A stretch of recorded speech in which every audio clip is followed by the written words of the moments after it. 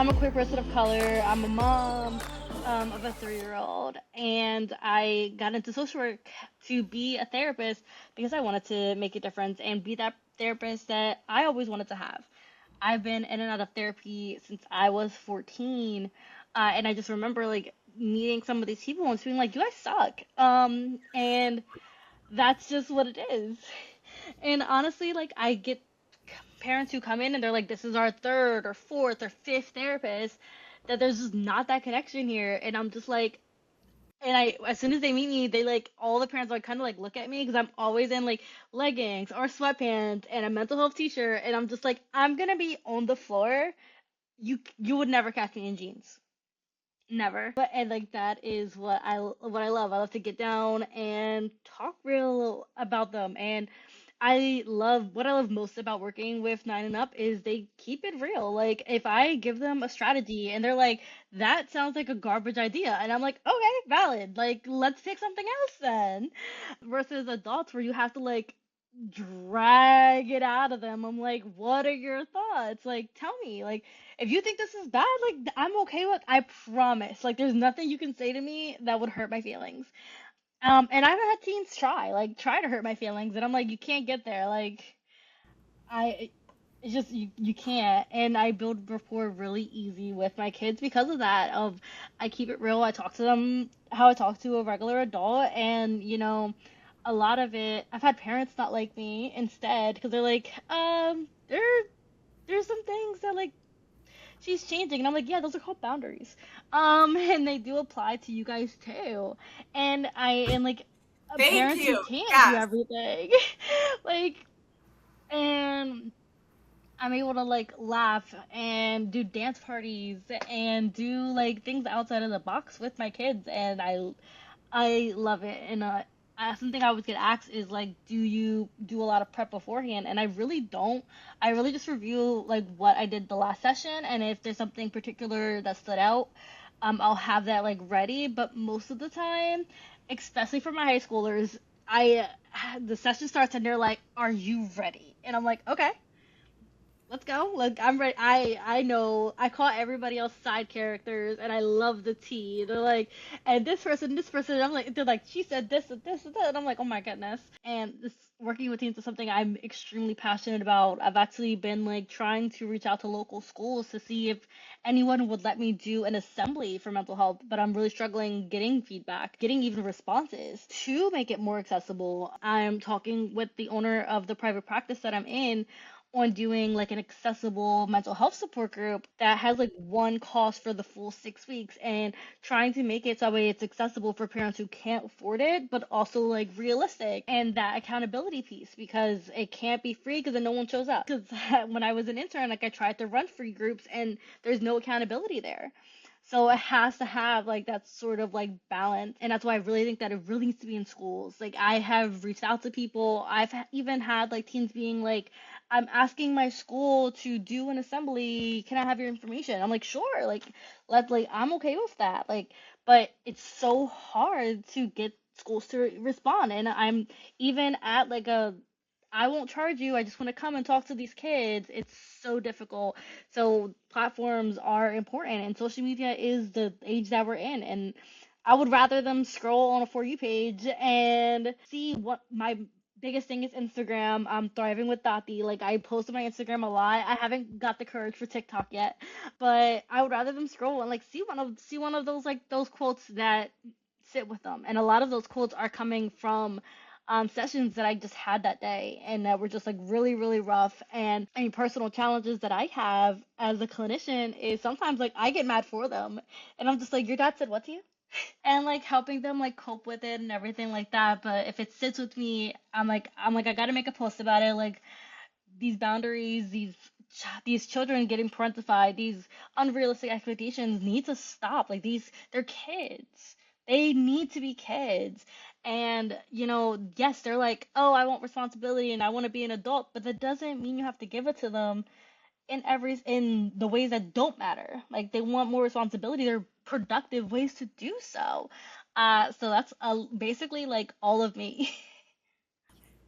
I love it. You just said so many things that like I resonate with, and I feel like going back to like the prepping for session piece in the very beginning, like I roll into session the same way my clients do, right? Because I feel like we can have a plan in our head in terms of like, oh, I want to go back and talk about this thing. But like literally we cannot do that until we've checked in with them and been like, "Hey, how was your week?" Right? Because we could have a plan in our head and we could be rolling in being like, I want to talk about this thing you said last week. And they could have had a horrible, drawn out conflict with like a boyfriend or a parent or whatever. And like, they're not in the space to do that. Right. And so, like, I think there's a difference between like child and teen and adult therapy where I feel like with kids like you kind of come prepared. You have to like make sure you have a plan for it because they're children. And I feel like with adults you're kind of like, oh, we talked about this worksheet last week, I'm going to bring it, right? Because we assume there's a little bit more stability. But with teens, it really, like, you can get creative. You can have fun. You can bring your personality and your spunk into, like, what that session is. And, like, I do think building rapport is one of the best ways to, like, access vulnerability and like gain that privilege, right? Because like you had talked about boundaries, right? And boundaries apply to everybody. And I think privilege is the same way, right? Like if we're not continually cultivating that relationship and showing trust and responsibility and respect in that, why would they give us the privilege of knowing them?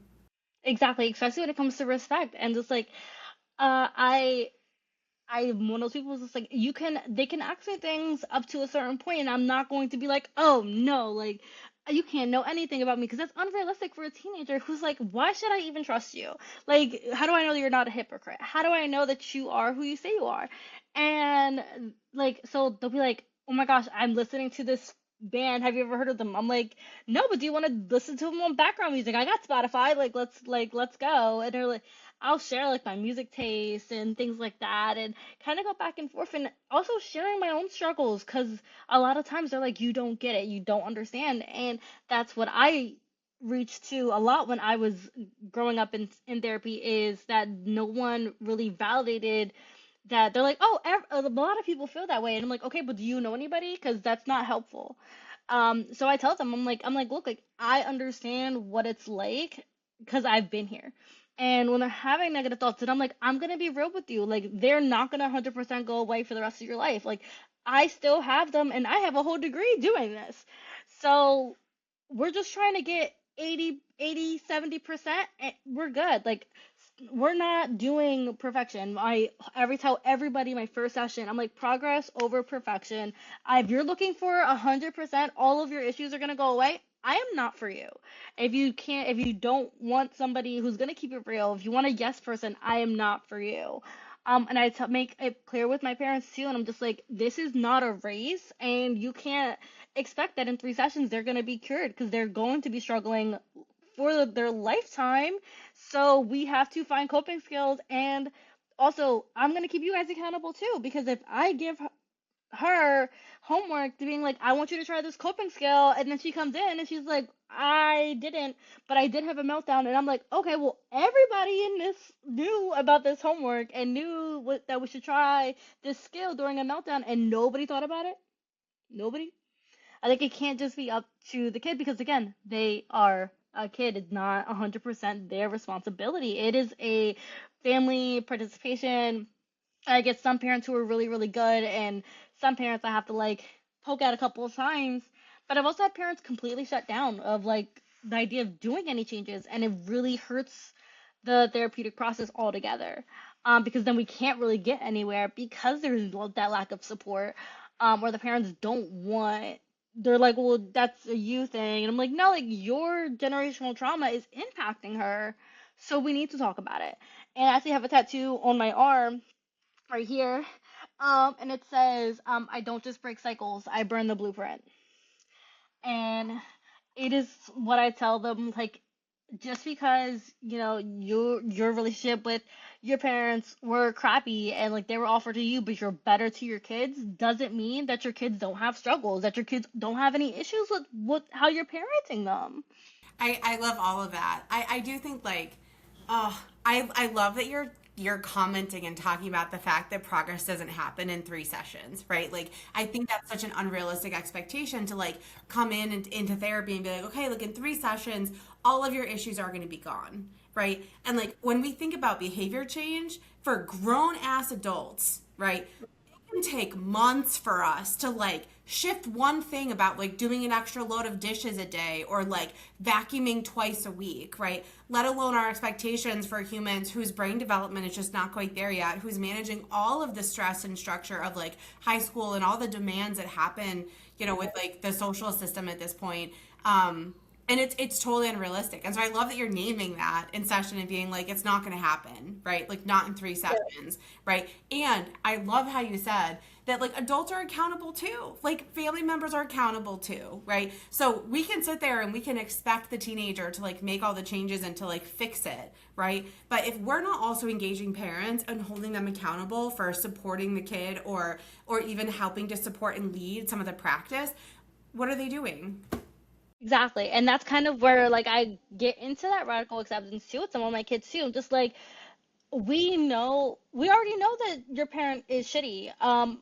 And there's nothing that I was like, I can't change your parent. There's nothing that I can do to make them participate. Like, I cannot, like, grab duct tape and, like, force them to listen to me. However, we can just be like, okay, I need this validation. I'm not getting it from them. Where can we find it elsewhere? And it's really sad every time I have to do that with one of my kids, but it we can't change your environment. And with adults who are having like struggles at work or struggles like at home, whether it's with a partner, or their own kids or whatever, like we can kind of guide them on how to make those changes. But that's what makes working with kids that much harder is we cannot change their environment.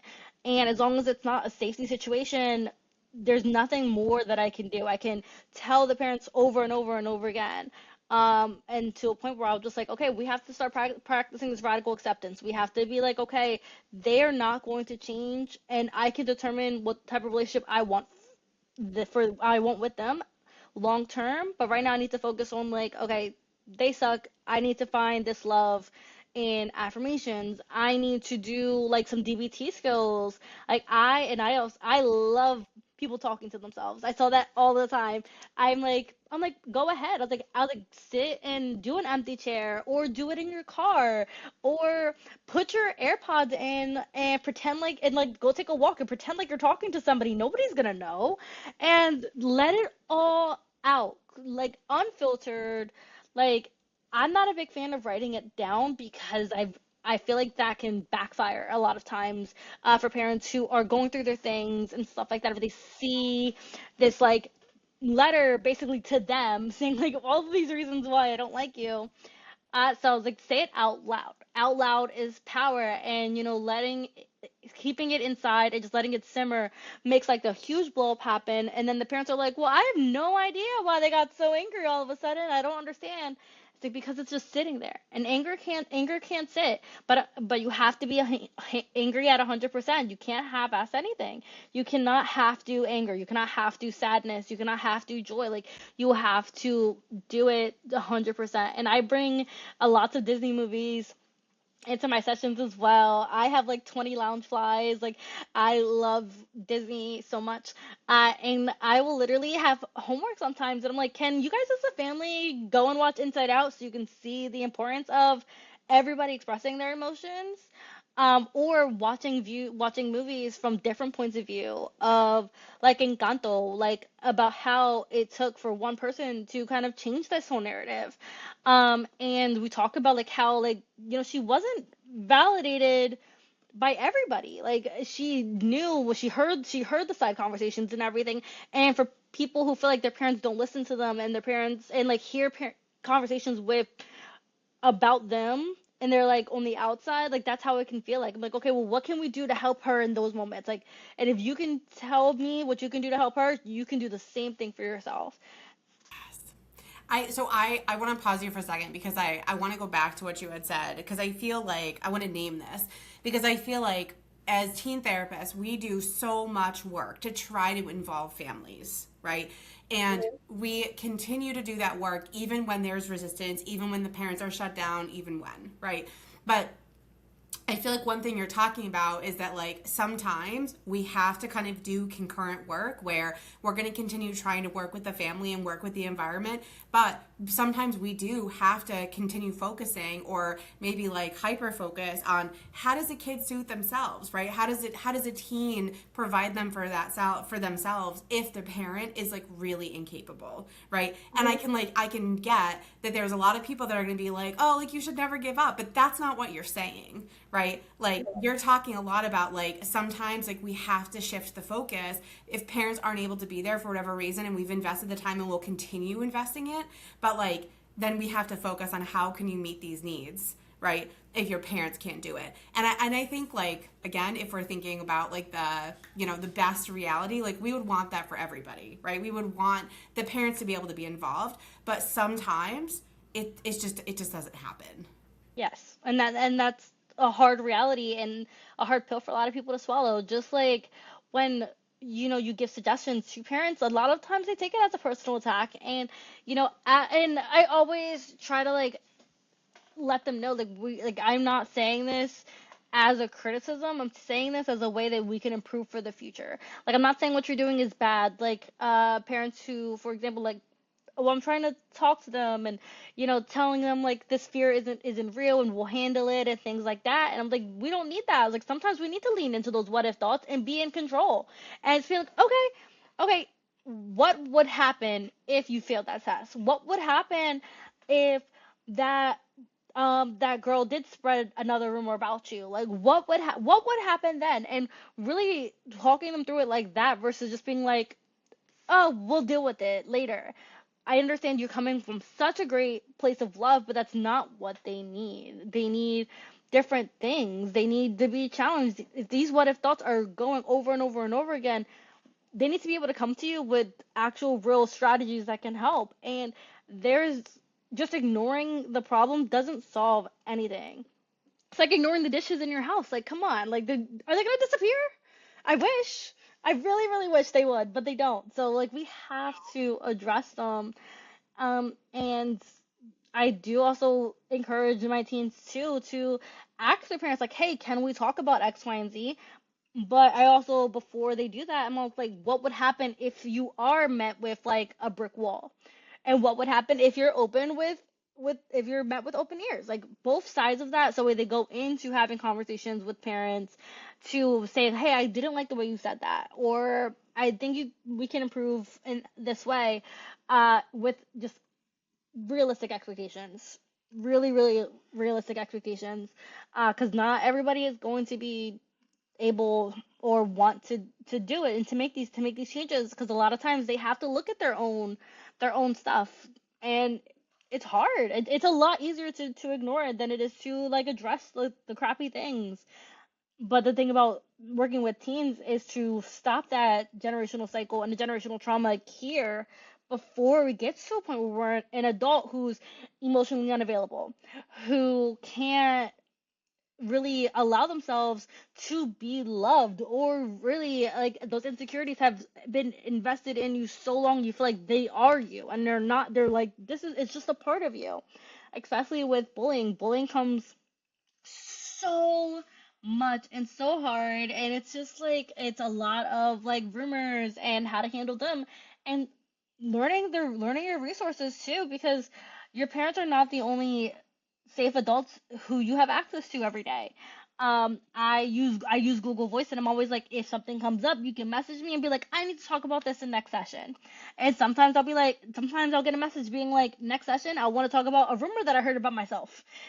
And like that's, yeah. I've also like email like, let's find out like your guidance counselor's information. Do you want to email them by yourself? Do you want me to be CC'd on it? Like how do you want this to work? Do you want to create an email together, like, or talk about a text message that you want to talk it out before you send that to maybe a parent who doesn't live with them, who does like that every other weekend, or maybe it's exploring the fact that that your other parent isn't involved at all, and how to kind of navigate that. And I feel like I do have a lot of advantages because of my own things, which is why I think it's so important to be a real person. Because somebody is just like, I don't understand why it's so hard to love me. And I'm just like, it's not that you're so hard to love.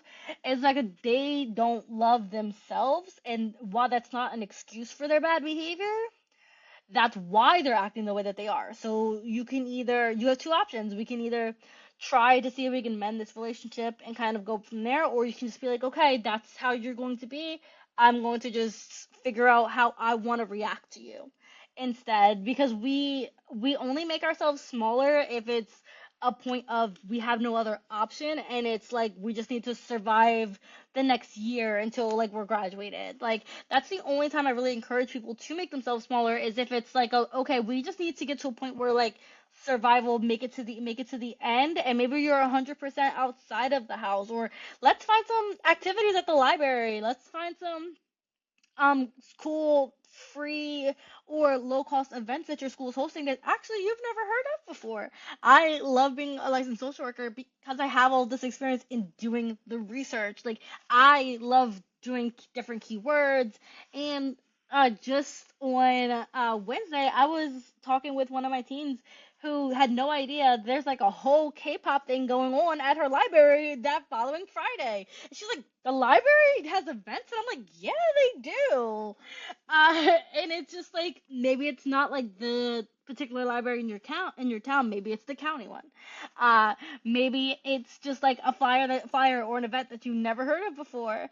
And that is it's so important because we can find a chosen family. And I talk about that too. It's like chosen family is just as important. And if you're like, I think that when I leave this house, I want to cut off my parent, like I'm like, that's your decision, but here's let's explore both sides and go from there. And I'm not talking, and the parents are like, well, that's I don't want to be cut off. Okay, well, you have to make some changes then. You have to make some changes because these are impacting them. Because it goes, okay, so the thing that I feel like is so, I heard this quote like years ago where they're like, as a parent, you don't really get grades, but you get a report card at 18, right? And a lot of kids that choose to cut off their parents after 18 have been voicing and advocating for different things for years, right? But then when parents get cut off, there's this huge surprise about, like, oh my gosh, I had no idea, right? Even if it's been something that they've been harping on for years, even if they had a therapist tell them that this wasn't going to last long, right? That this like wasn't going to work out the way they thought it would, right? And parents have an opportunity to shift that behavior when the child is still at home, right? Once they leave, it's a lot of how willing is your teenager to give you another opportunity if you haven't listened and you haven't given them the respect of shifting your behavior. Yeah, and there's this narrative that kids and teens need to just like do what they're told and be quiet and not have opinions or thoughts or feelings or anything. And I'm like, that is the most unrealistic thing I've ever heard. I was like, and I am the black sheep of my family. I am the I am the one who's like, they're like, what? And I recognize, and I try to recognize too with my teens of color of like, we couldn't do this because it's what's expected of us. Like we have to break that piece of like, well, my mom dealt with it, well, her mom dealt with it. I'm like, okay, well, you don't have to. You absolutely don't have to. So what it like whichever way you go, we're gonna do some research on it, but I'm gonna support you regardless. And I was like, whether I see you for a month or if I see you for 2 years, like you are my client for life. Like you can literally message me, or like I'm so Googleable. Like how many people have my name? Like come on. I was just like I was like we can always come back and assess too, and go over all of the things that have happened. And especially for I have had clients stop seeing me because their parents blatantly said like they don't like me, even though the teen was making such great progress. But it's that like the power, giving them the power, giving them the voice, and you can question things in a respectful manner. You can ask for things and like request things, and it should be, as long as you're not saying it disrespectfully. What is the problem of being questioned because you actually have to think about it because it's hard. I get told all the time like you have such a great patience for your son. My son's 3, and I'm like it's because not everything has to be a big deal. I was like I pick and choose my battles. And here's the thing: is it inconvenient? Or is this an actual like problem? Because when it's safety, yes, like that is very like you don't get much patience. But if it's just like you wanting to be independent and it's taken 50 million years to get to climb in the car seat by yourself and it would be so much easier for me to just do it for you, that's not worth an argument. It's just me just sitting there and just in my head being like, "Oh my gosh, come on, dude." That's the thing though, is like it takes time and effort to build skills, right? And like we only have teens at home until they're 18 for the most part, right? And if we're not giving them the time and space to build those skills and giving them feedback and support to do that, they're not going to have them, right? So it's always easier for us to do things for kids. It's always easier for us to do it for a teenager, right? But there's a certain amount of like joining, right, with teenagers where it's like, hey, we're gonna join together, we're gonna learn this thing, we're gonna practice this, right? And like driving takes like 6 months to a year to like really learn how, and then it takes another like 7 to get actually good at it. Oh please, I'm still not good at driving. Oh my gosh, oh my gosh, I am the first to admit it. Like I'm a terrible driver. Um, but yeah, like I really love that analogy because it's just like it's not it's something that just like it comes from within. It comes from both sides and teens like your voice matters so much, and like they shouldn't be like put like their opinions don't matter because here's the thing, especially for the ones who've been parentified, is that you've been asking this child to make decisions for so long, and then now because like it's against the status quo, now you're like I don't want to hear it because it's not what you want to hear. Now it's what do you know? But like you're making them make these decisions for some of them 10 years by the time they're 16 years old. Like that's a lot. You can't expect somebody to grow up so fast and then not have opinions and not like have a voice that is might be pushing back, who might have a little bit more common sense and a little bit of a better opinion. If you don't want teens in conversations, and don't ever put them in a position where they even know any of those that information, or they've never had to make hard decisions for an adult, like of what should I do. You shouldn't be asking your kid. You should ask. If you don't have any support, you need to go out and get that support yourself. 1,000%, right? Like I think so many. So I'm going back for a second. So I had read this research study the other day that talked about one of the biggest predictors, right, of adult mental health and of teen mental health was childhood and adolescent trauma, right? And what's really interesting is that so many people, because we have the word parentified child, right? They're like, oh, it's not that bad. Like I asked her to grow up a little faster. Like we were friends, whatever. It's like not that big of a deal, right? But when we think about the experience of being a parentified child for a child or for a teenager, right? That is compound stress because they're not in that place to like have those expectations, nor do they have the brain development to know what any of that means, and there's way more pressure on them for like whatever reason. So we're literally incorporating more trauma into like child and teen lives because we're parentifying them and not having clear boundaries between parents and teens. Yeah, and then a lot of times too, they'll try to backtrack and be like, "Well, I never said that they couldn't have feelings. I never said that they couldn't do X, Y, and Z." I'm like, it's not about the blatant like word for word, you can't do this.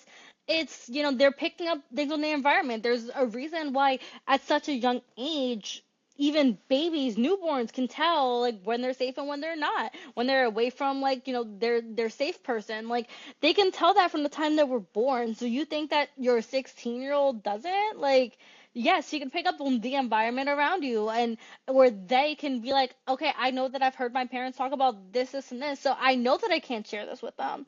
Especially when it comes to people, when teenagers who are questioning their sexuality or their gender.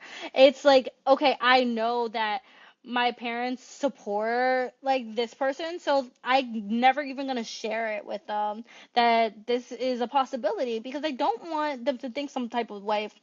And it's just like, or like having a thought and be like, oh my gosh, like is this like unpure or anything? Like no, like you're allowed to have thoughts that are both society normal and not, because the society normal is not what's actually normal.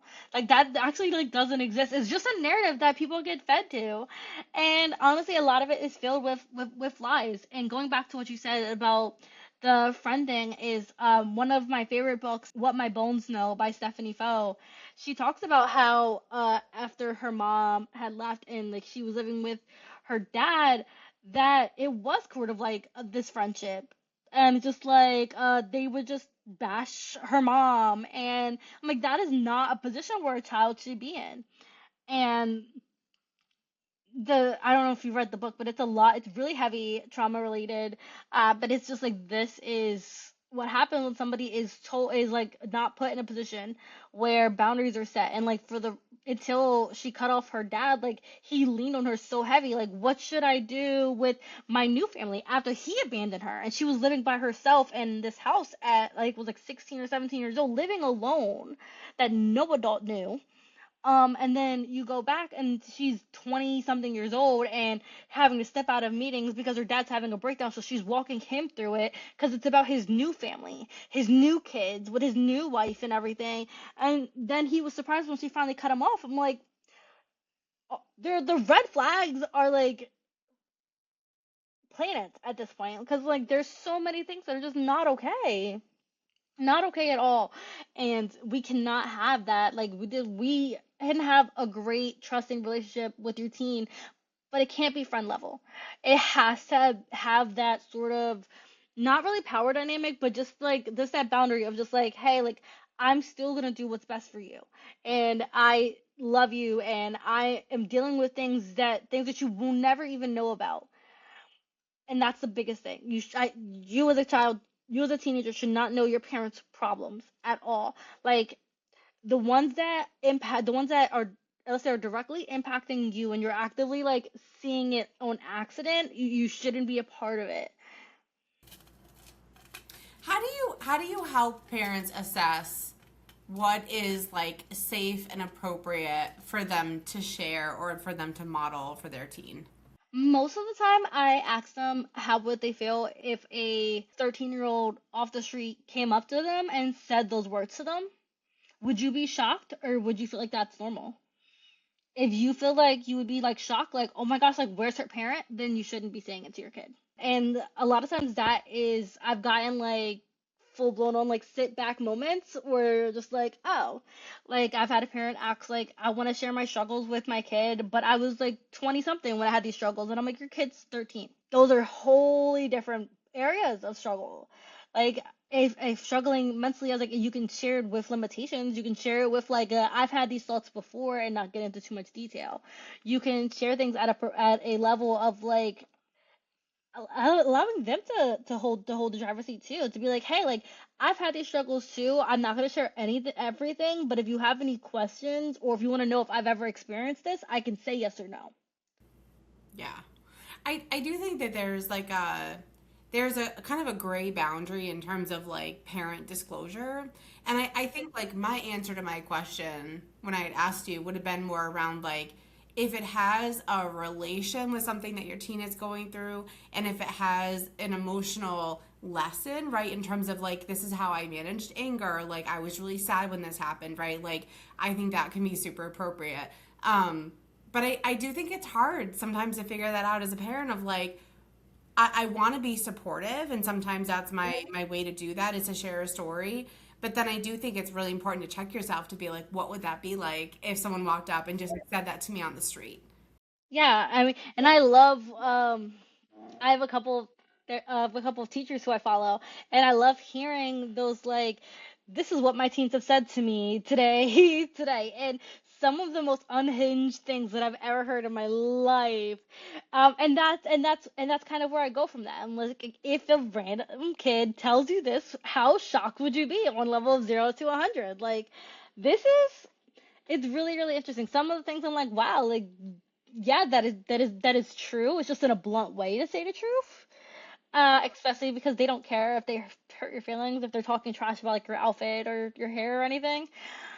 On the other hand, I'm like, if I would be like, oh my gosh, where is your parent? I'm questioning like your home life. Then it's like a no, we should not get to that far. Um, but the gray line definitely blurs a little bit when teens start to ask about their childhood, and especially if they've gone through a lot of trauma, because it could help better understand their parent on why they are the way that they are. However, there just needs to be a strong emphasis on that is not an excuse for your behavior, and also being really like realization that that might change the way that they see their grandparent or their aunts or their uncles if you still have contact with them, and you have to be aware of that. So it's really, really difficult. But I feel like somebody who's cut off their parent and their teen had questions, like answering some of those questions is not really a bad idea. To be like, this is why, because this happened, and do you have any questions about it? It can be really helpful. The hardest part is just when you're still in contact with them. Like you can't say like about abuse and neglect and everything and expect your teenager to still want to say hi and spend time with their grandparent who they know hurt their parent. Like that is just that's really unrealistic. They have that like they hurt too. Well, that's what you're talking about though, is like this long-standing chain of generational trauma, right? And I think that like part of sometimes breaking that is having that conversation with your teenager and like knowing that that could potentially shift something, right? But I also like I don't know if you're familiar with like restorative justice practices, but I feel like that is something that I think a lot about this because so restorative justice is something that I was trained in when I was working residential, because of the environment that we're in. You're basically in this like closed environment all the time with the same people, right? And you're really what they're not saying is that it acts like a family dynamic.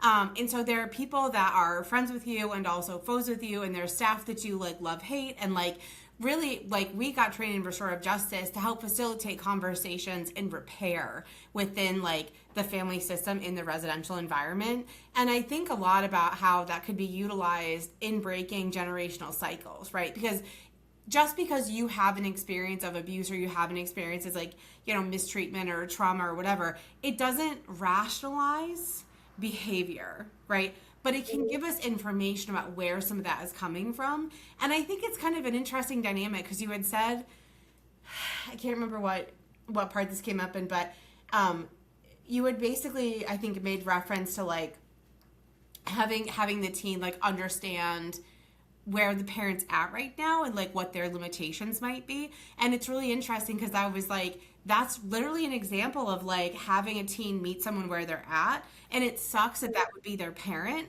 but I do think that that's good practice sometimes of just being like, this is where we're at, and then we can radically accept this and we can like understand the limitations of this relationship, and maybe we do continue investing in it, maybe we do have conversations that are really good in healing, maybe we can get to a point where we are healing not just ourselves but our family systems, right?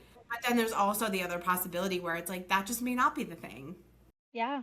And I love telling them like this is not an easy process. Whatever you decide, whatever they decide, if they want to keep trying with their parent who's not listening to them, who might not like want to change at all, and saying especially like words hurt.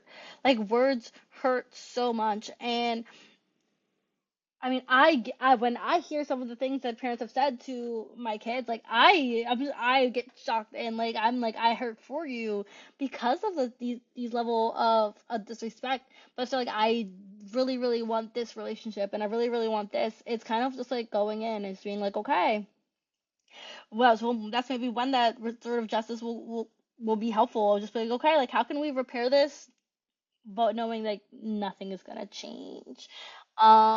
And that's like kind of like a step up from that radical acceptance. Like, okay, like we know that we are accepting that they're not going to change, and we're gonna get that support from elsewhere.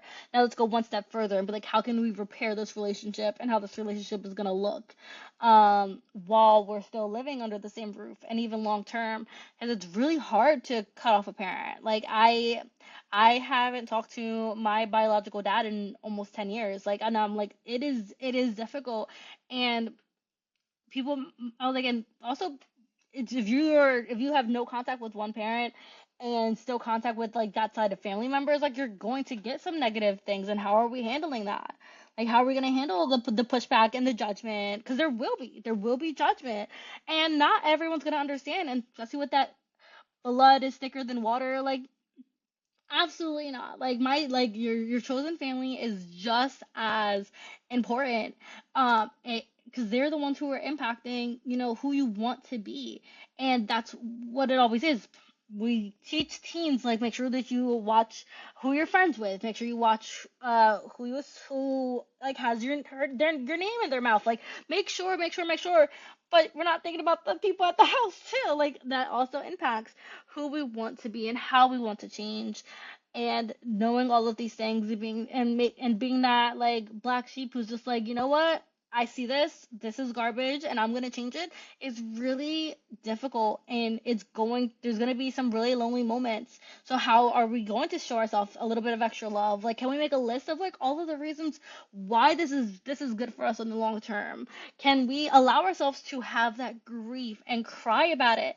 And even for teenagers who've parents have passed away, but like, you're still allowed to have anger towards them. Like, even if they're not physically here, you're still allowed to have that anger. You're allowed to have that sadness. Like, you're allowed to have all of those things. So you're like, damn, like, you ran out of time to fix it because now you're gone. Like, you're allowed to still feel all of those emotions towards your parents, to your cousins, to your aunts, your uncles. I don't care who they are or where they stand in your life. Like, y- they need to value and respect you, and that's just baseline. Like, showing people human decency, human respect. Like, this is not something that should be so controversial. It's just like, okay, like, we're allowed to exist. Like, a person is a person, and like, how many books that do we read our kids about Dr. Seuss and like I was just gonna accepting and love? a person is a person, no matter how small, Yeah, right? like, Like literally Horton Hears a Who. I just like heard that in my head, and I was like, yes, yeah, why is it that like we grew up like hearing all of these stories, and this is not even just us, but like our parents heard these stories, and it's like, okay, like, so everybody heard these stories and nobody took in the message. yeah. Well, and I do think like I appreciate the parents that are trying, Mhm. and I think that I've talked to a lot of teen therapists, and there's a lot of people who are like, oh, I love working with teens, but I don't want to work with the parents, right? Yeah. And I think it's for a lot of the reasons you're talking about, right? Like, we want parents to be on board. We want parents to be invested. We want parents to be able to be collaborators with us. And at the same point, sometimes like parents aren't ready for that, right? Mhm. Parents need their own individual therapy. Parents need couples counseling, right? Like, parents need to go through their healing journey too. And I think at the same time, if parents are willing to do that, they're literally role modeling what it's like to be in therapy and what it's like to make change and what it's like to like invest in yourself. Yes, 100%, 100%. And like, I have uh so many colleagues who that is literally the reason why they don't see anybody under like 16, 17, 18 years old, is just because I don't want to deal with the parents. And I don't, and like, it's so hard because then, these kids, they get their parents to like, okay, let's go get you help, but then they can't find somebody who takes their insurance. They can't find somebody who is in their area. They can't find somebody who's in person. They can't find somebody who's virtual. Like, there's all of these extra barriers, and then what happens is then everything just stops. You stop trying. So it's really important to understand before you go to work with teens on how heavy it's going to get, especially when parents are involved, but keep going anyway. Keep going anyway. And the parents who I have who are just like, I literally will give homework to, And I'm just like, I know, but I literally, I have parents that I can call out, that I could be like, okay, I love this for you, and I love how you're showing your love, but but you've been doing this since before you brought her to me, and nothing has changed. So maybe we need to listen to me and try some other methods. And then there's parents who I can't. There's parents who, you know, don't truly understand, especially, when it comes to the LGBTQ community, of just like, I don't get it, I don't understand. I'm like, okay, well, how can we psychoeducate ourselves? Like, what don't you understand? What questions do you have? Does it mean like me having a session privately, like without the client present, for them to ask questions that they're not comfortable with asking their child, and I can answer whatever I can answer, and whatever I can't, let's figure out how we can reframe this so we can get the teen involved and get some answers. Or how about, like, let's do we need parents who teens are struggling support group, because there are some resources that we can find with that. Like, Sharewell has been like one of my go-tos, because like there's it's so many different options on Sharewell, and a lot of them being free groups that people can join at like 6 o'clock in the morning all the way to midnight. And sometimes like that's helpful. But they have to be willing to do it. Like, I've recommended like parents who are divorced and who can't stand each other. And I'm like, how about we get in touch with the family therapist at the practice and, look into getting some sessions in, because it's just as important for that relationship to just be tolerable as it is for the kid not to be stuck in the middle of, we don't talk to each other at all. You guys have a kid. What do you mean you don't talk to each other at all? Like, you're going through this teen who is, come on, not gonna give the full story, and like probably going to be altering their image of the other parent depending on what they hear or what they say. Like, we can't do that. We have to all be on the same page. And that's when it comes to healing, and to not make any situation worse. Somebody who's already struggling with negative thoughts, feeling isolated, feeling alone 24/7, maybe we can figure out, like, okay, how can we communicate, even if it's a code word. I love code words. Like, you don't want to tell them, maybe we can all figure out like this code word is just being like, I need help, and I'm just gonna text it to you. And whether I'm, you know at my friend's house or I'm in my room, like we know, like, an action needs to be in place. And I love it when they implement it too. Yeah, one of my favorite activities ever that I like will go to all the time when I'm working with like a newer client is to create a dictionary of me.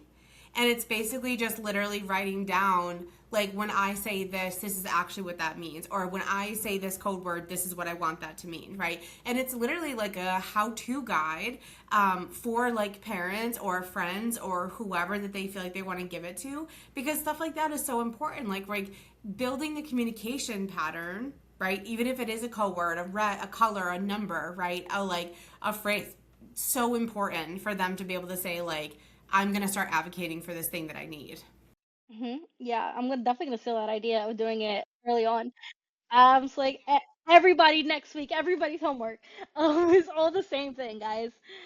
And I'm also looking into, finding, like I said, I mentioned earlier, working with the owner of the practice that I'm in on figuring out how can I can run a teen support group that might be a little bit more accessible, and also just like support, because the best support is going to come if they have friends who are like, I'm dealing with the same things at home.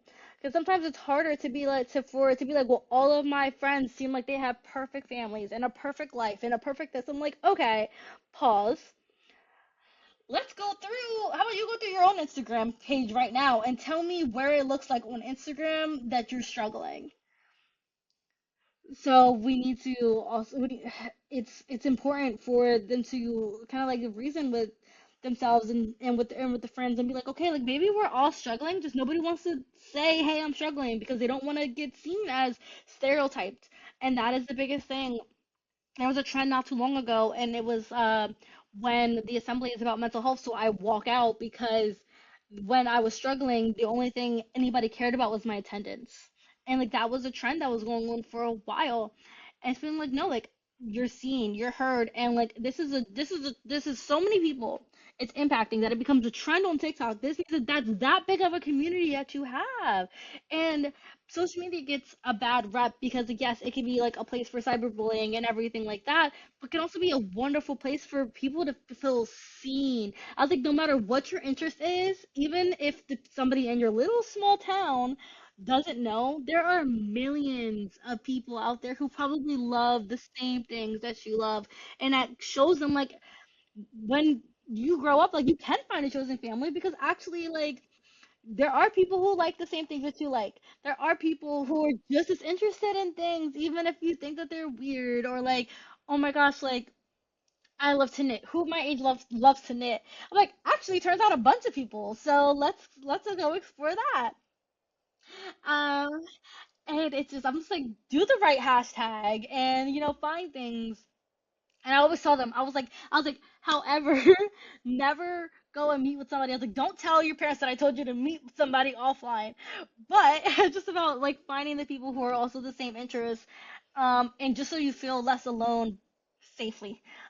Emphasis on the safely piece. But like it other teens are posting doing the same thing, and we need adults. We need everybody who's constantly being looked at or around teenagers to really make some like changes if we want like the teen suicide levels to decrease. And everybody's got to make these changes. We can't be like, okay, well, they're just saying this for attention. Like, okay, like that's not the case. Let's dive a little bit deeper than that. And it's like, and if you feel like they're saying it for attention, what does that say about their home life? What does it say about their school life? Like, what does that even mean? Like, let's go, let's break it open. Let's have these really uncomfortable, because nothing is picture perfect. Like, my friends have been acting weird, but I know that their meds changed recently, and I'm like, okay, well maybe there's a possibility that they're having some side effects or they're having a bad time. They're like, yeah, but I said that they could talk to me, and I'm like, yeah. What's so funny is the fact that you told me that he told you the same thing and that how you didn't talk to him. And again, conversations you can have with teenagers. You can call it all of the time. And I always get the you didn't have to do me like that. Or like a okay, whatever. Or like it's just the My facial expressions are everything. my favorite is when I do something like that, and my clients are like, "Oh my god, it's like you're a therapist or something." And I'm like, "Oh, sorry, am I in the wrong room?"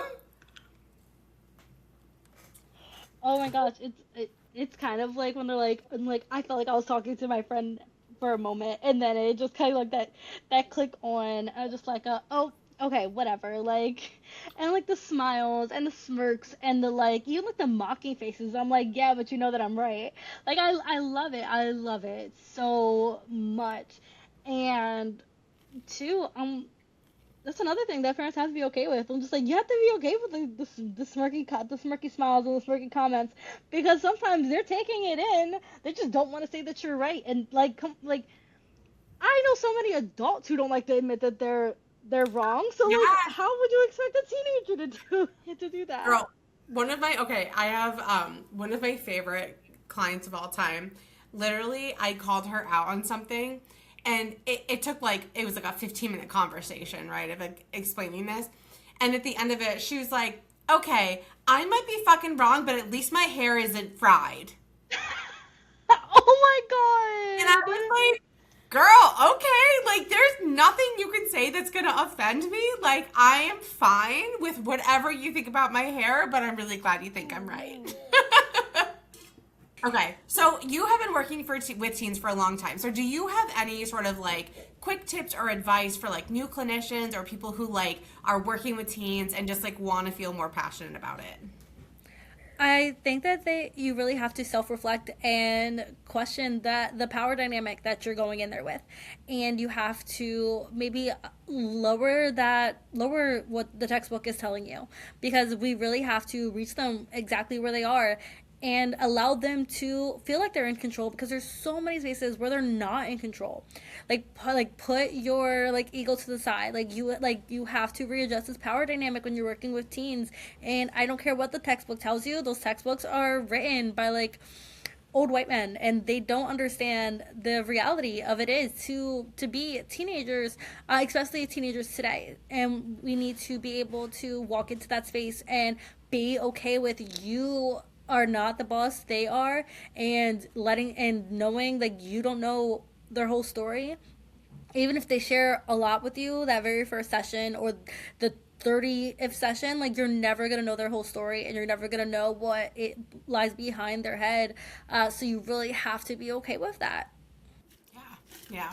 I love it. I love chatting with you today, and I appreciate all your work. And it's like always awesome to find people that I have such a common theme in terms of like reflection, understanding. And I think that like when you're working with teens, there is such a powerful, it's a powerful experience to use your own lived experience as a teenager. Oh, 100%, 100%. And also, like, don't knock on, books. Like, teens will always say, like, they hate reading, but it's just about finding the right book that they feel seen in. There is a book that I recommend for any teenager who feels like they're not being seen in their home, and it's called You'd Be Home Now. It's by the same author who wrote Girl in Pieces, and it's really, really strong because it's from the perspective of the daughter who everything from like her room to like the way she dresses is just does what's expected of her, and like she doesn't raise questions, she doesn't like have anything. Her brother's struggling with addiction, and her sister is like the weird like hippy dippy one, and she's just like existing.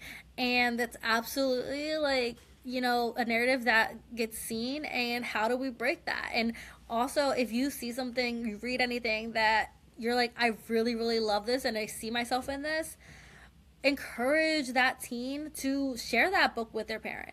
And like, we like, oh, I'm too busy to sit down and read a book. Okay, we have Spotify Premium offers so many audiobooks, and that's how I've read most of my books. Like, I have read 11 books this year, most of them through audiobooks, because it's easier when when you're doing notes at the end of a session, or when you're driving. You can make time if it's important to you.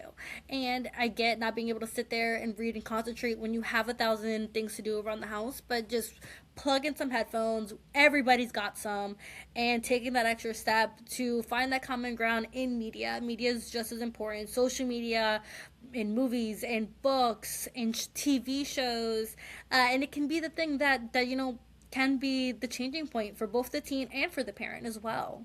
Exactly. Well, and it's a really like meeting them at where they're at and like finding the point of connection, right? Mm-hmm. So, well, Tatiana, you are so wonderful, and I'm like so grateful that you decided to come on the show today and chat with us and share all of the wonderful work you're doing. And remind me again, you're licensed where? New Jersey. New I am Jersey. working on my Pennsylvania license as well, actively with the state going back and forth. But right now, I'm only licensed in New Jersey. I'm a licensed social worker, do online and I do virtual, and we accept majority of insurances. We have a sliding scale, and you can find me on Thriving with Tati on Instagram and on my Facebook page. And it was such a pleasure being on. And I really hope this isn't the last time I am invited to talk with you, because this was Always. wonderful. And Yes, this was always. like, You're always welcome. I love this so much. I could talk I about this know. all day. I didn't even feel like an hour went by. I think one thing that I will say too is I think when you're working with teens, you really do have to find that community of folks who get it, right? Because like Mm-hmm. I remember sitting in case consultations talking about my teen clients, and I would be like struggling with this like specific thing, and I'd have someone who's like, Charity, they're just being manipulative, right? Or they're just being attention seeking. And I literally after a while was like, you just don't get it, right? Yeah. And like that's okay, but I want to create a space where we're using teen strength based language, and that we're understanding truly that even though like that could be true on the outside, the teen is still attempting to get some sort of connection and support, and like how do we work with that? So Yeah, I'm and glad also to the have reason you. and why. Yes, yes. But I'm glad to have you, and you're welcome anytime. So we can do Thank this as you. many times as you want to, because I could talk with you forever. Like, yeah, seriously. And like, definitely like, but like, it's always the why. It's always the why. And that's why spaces like the one that you've created is so important. To me, it's so important that like more people like have access to things like this, and hopefully more spaces are created in different communities to have these conversations and gives people like that fun reality check, and not like a like blunt way, but like in a way. Feel you. I feel you. All right. Well, I'm gonna drop all your links below for like group practice if people want to work with you and your social media stuff. So that way, if people want to like and follow your content, they can do that too. But I'm so glad to have you here. Awesome. Thank you.